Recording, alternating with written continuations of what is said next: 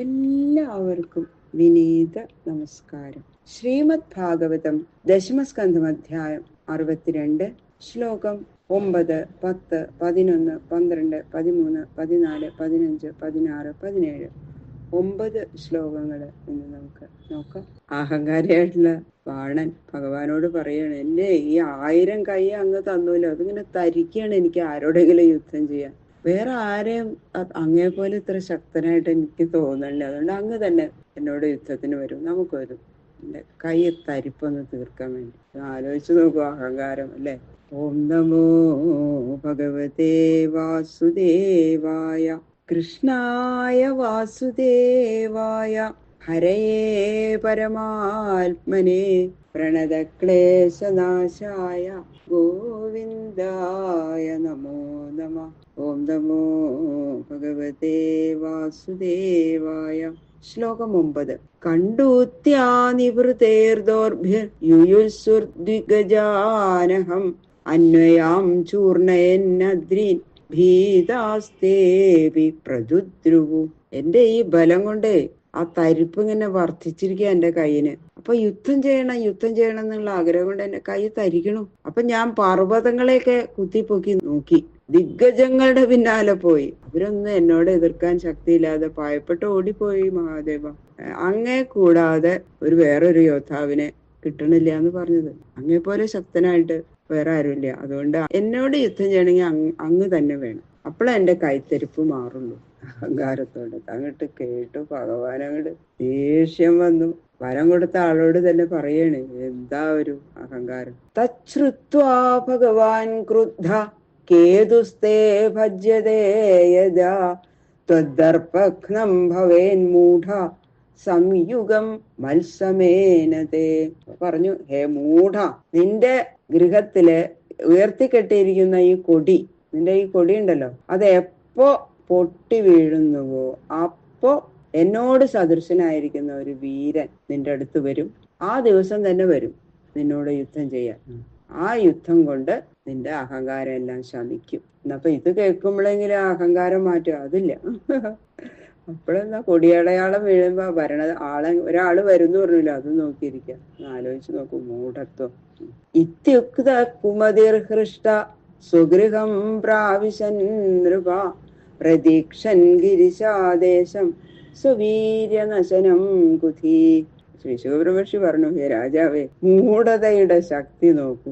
ഇങ്ങനെ മഹാദേവൻ പറഞ്ഞപ്പോ ദുഷ്ടബുദ്ധിയായിട്ടുള്ള ബാണന് സന്തോഷാവുക ചെയ്തു. തന്റെ ബലത്തിന്റെ നാശത്തെ സൂചിപ്പിക്കുന്ന ആ കേതു പതനം, അതായത് ആ കൊടിയടയാളം വീഴണത് അങ്ങനെ നോക്കി പ്രതീക്ഷിച്ചുകൊണ്ട് അവിടെ താമസിച്ചു. ഇനി എപ്പോഴാ അത് കൊടി വീഴുക, അപ്പൊ വരാന്നാണല്ലോ പറഞ്ഞിരിക്കുന്നത്. ആത്മനാശത്തെ ആരെങ്കിലും ആഗ്രഹിക്കോ എന്നൊന്നും ശങ്കിക്കണ്ട. കുബുദ്ധികൾക്ക് ഇങ്ങനെയൊക്കെ തോന്നും എന്ന് പറയണു ശ്രീ സുഖബ്രഹ്മർഷി പരീക്ഷിത്ത് മഹാരാജാവിനോട്. അപ്പോ ആ മഹാദേവൻ പറഞ്ഞതായിട്ടുള്ള യുദ്ധം ആ ദിവസം അതിനൊരു കാരണം ഉണ്ടാവുമല്ലോ, അതിന്റെ പൂർവ്വകഥ വിവരിക്കുകയാണ് ഇനി അടുത്ത ശ്ലോകങ്ങളിൽ. തസ്യോഷാ നാമ ദുഃഖിത സ്വപ്നെ പ്രാദ്യും നിനാരതിം കന്യാലഭത കാന്തേന പ്രാഗാദൃഷ്ടശ്രുതേന സ. ബാണന്റെ പുത്രിയായ ഉഷ എന്നല്ല ഇതിൽ പറയണത്, ഊഷ എന്നാണ്. ബാണന്റെ പുത്രിയായിട്ടുള്ള ഊഷ എന്ന കന്യക ഒരു ദിവസം രാത്രി ഉറക്കത്തില് പ്രദ്യുമ്ന പുത്രനായിട്ടുള്ള അനിരുദ്ധനോടുകൂടി രതിക്രീഡാ സുഖം അനുഭവിച്ചതായിട്ട് സ്വപ്നം കണ്ടു. അതൊരു അത്ഭുതം തന്നെയാണ്. എന്താന്ന് വെച്ചാൽ സാധാരണ സ്വപ്നം കാണുന്നത് അറിയുന്ന ആളെ ആവുമല്ലോ. ഇത് അനിരുദ്ധനെ ഉഷ കണ്ടിട്ട് പോലുമില്ല, കേട്ടിട്ടും കൂടിയില്ല. പക്ഷേ എങ്ങനെയാ ഇങ്ങനെ അനിരുദ്ധനെ സ്വപ്നം കണ്ടത്? ഇതൊക്കെയാണ് സംഭവിക്കാനുള്ളത്. ഈശ്വരേച്ഛ തന്നെയാണ്, അല്ലാതെ ഇങ്ങനെ സംഭവിക്കാൻ വഴിയില്ല എന്ന് പറയുന്നു. സാ തത്ര തം അപശ്യന്തി ക്വാസി കാന്തേ ദിവാദിനി സഖീനാം മധ്യൗത്തസ്ഥൗ വിഹ്വലാവ്രീഡിതാപൃശം. അങ്ങനെ പ്രദ്യുമ്നായിട്ട് രതിലീല അനുഭവിച്ചുകൊണ്ടിരിക്കുകയാണെന്നുള്ളത് സ്വപ്നത്തിൽ കണ്ടുകൊണ്ടിരിക്കും. പെട്ടെന്ന് കാണാതെ അനിരുദ്ധൻ ഉറക്കെ ഉണർന്ന് തന്റെ മനസ്സിന് അത്യാനന്ദം നൽകിയ കാന്തനെ അരികിൽ കാണാനില്ല. ഹേ മനോഹര, അങ്ങ് എവിടെ എന്ന് പറഞ്ഞുകൊണ്ട് ഇങ്ങനെ ഉറക്ക വിളിച്ചു പറഞ്ഞ് കരഞ്ഞുകൊണ്ടിരിക്കുക.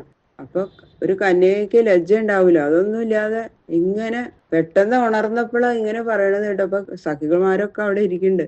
എല്ലാവരും അയ്യോ ഇത് കേട്ടൂലോ എന്നുള്ളത് നാണായിട്ട് പിന്നെ വിടാണ്ടിരുന്നു. അപ്പോഴാണ് ചിത്രലേഖ, ബാണന്റെ മന്ത്രിയുടെ പുത്രിയാണ്. ബാണസ്യ മന്ത്രി കുംഭാണ്ഡ ചിത്രലേഖാ ച തൽസുത സഖ്യപൃച്ഛൽ സഖീമൂഷാം കൗതൂഹല സമന്വിത. ബാണന്റെ മന്ത്രിയായിട്ടുള്ള കുംഭാണ്ഡന്റെ പുത്രി ചിത്രലേഖ. ചിത്രലേഖയാണ് ഉഷയുടെ ഉറ്റ സഖി. അപ്പൊ പരിഭ്രമത്തോടുകൂടി ഇങ്ങനെ ഉറക്ക കരയണ ഉഷയെ കണ്ടിട്ട് എന്താ കാരണം എന്നറിയാൻ വേഗം അടുത്ത് ചെന്നിട്ട് ചോദിക്കുകയാണ്. കം ത്വം മൃഗയസേ സുഭ്രു കീദൃശസ്തേ മനോരഥ ഹസ്തഗ്രാഹം നദേദ്യാപി രാജപുത്രുപലക്ഷയേ.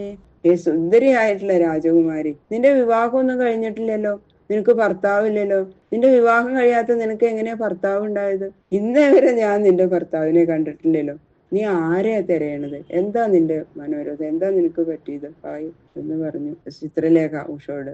ഊഷോവാച ദൃഷ്ട കശ്ചിന്നര സ്വപ്നെ ശ്യാമ കമലലോചന പീതവാസാ ബൃഹദ്ബാഹു യോഷിതാം ഹൃദയംഗമ. ഉഷ പറയണം, സഖി, ഞാൻ സ്വപ്നത്തിലൊരു സുന്ദരനെ കണ്ടു. മഞ്ഞ പട്ട് ഉടുത്തിട്ടുണ്ട്, മനോഹരമായ ശ്യാമള നിറം. എന്തൊരു സുന്ദരനാ! കണ്ണുകളോ താമരപ്പൂ പോലെ ഇരിക്കണു. ഏതൊരു സ്ത്രീയുടെയും മനസ്സിനെ അപഹരിക്കാൻ തക്ക യോഗ്യതയുള്ളവർ. പെട്ടെന്ന് ഞാൻ ഉണർന്നു, കാണാനില്ല. അതുകൊണ്ടാണ് ഞാൻ ഉറക്ക കരഞ്ഞത് എന്ന് പറഞ്ഞു. തമഹം മൃഗയേ കാന്തം പായയിത്വാധരം മധു ക്വാപിയാതസ്പൃഹയതിം ക്ഷിപ്ത്വാ മാം വൃജിനാർണവേ. ആ സ്വപ്നത്തിൽ കണ്ട ആ മനോഹരനെയാണ് ഞാൻ തിരയണത്. അദ്ദേഹത്തിന്റെ അധരാമൃതത്തിനെ ആസ്വദിച്ചുകൊണ്ടിരിക്കുകയായിരുന്നു ഞാൻ. അതിനായിട്ട് പിന്നെ ആഗ്രഹിച്ചുകൊണ്ട് എന്നെ ദുഃഖ സമുദ്രത്തിൽ തള്ളിയിട്ടും കൊണ്ട് ആ മനോഹരൻ എങ്ങോ പോയി മറഞ്ഞു. വളരെ ദുഃഖിതയായിട്ട് പറയണു. അപ്പൊ ചിത്രലേഖ പറയാണ്, വ്യസനം ദേവകർഷാമി ത്രിലോക്യാം യദി ഭാവ്യതേ തമാനേഷ്യേ നരം യസ്തേ മനോഹർത്ത തമാദിശ. അപ്പൊ നീ കണ്ട ആ സുന്ദരാംഗൻ ഉണ്ടല്ലോ, 3 ലോകങ്ങളിൽ ഏതെങ്കിലും ഒരു ലോകത്തിലുള്ളവനാണെങ്കിൽ ആ പുരുഷനെ ഞാൻ നിനക്ക് കൊണ്ടുതരും. നിന്റെ വ്യസനത്തെ ഞാൻ മാറ്റും. നിന്റെ മനസ്സിനെ അപഹരിച്ച ആ കാന്തൻ ആരാണെന്ന് പറഞ്ഞോളൂ, ഒന്ന് പറഞ്ഞാൽ മതി, ഞാൻ അപ്പം നിന്റെ അടുത്ത് എത്തിക്കാം. ഇത്യുക്ത്വാ ദേവഗന്ധർവ സിദ്ധചാരണ പന്നഗാൻ ദൈത്യവിദ്യാധരാൻ യക്ഷാൻ മനുജാംശ്ച യഥാലിഖൻ. ഇങ്ങനെ പറഞ്ഞിട്ട് ചിത്രം വരയ്ക്കുന്നതിന് വളരെ സമർത്ഥയാണ് നമ്മുടെ ചിത്രലേഖ. ആ ചിത്രലേഖ ദേവഗന്ധർവ സിദ്ധചാരണ പന്നക ദൈത്യ വിദ്യാധര യക്ഷാദികളെയും എല്ലാവരെയും വരച്ചു. പിന്നെ മനുഷ്യരെ ഓരോരുത്തരെയായിട്ട് ഇങ്ങനെ വരച്ച് കാണിക്കുകയാണ്. പക്ഷെ ബാക്കിയുള്ള ശ്ലോകങ്ങള് നാളെ നോക്കാം. സർവത്ര ഗോവിന്ദ നാമ സങ്കീർത്തനം ഗോവിന്ദ ഗോവിന്ദ.